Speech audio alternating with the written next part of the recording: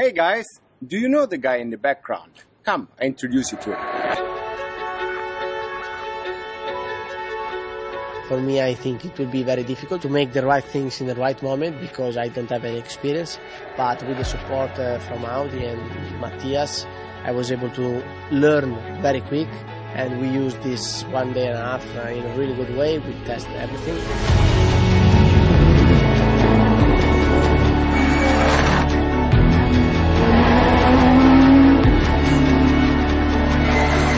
I'm not too fast, but I'm not too far, I think, so I want to enjoy and without any special expectation.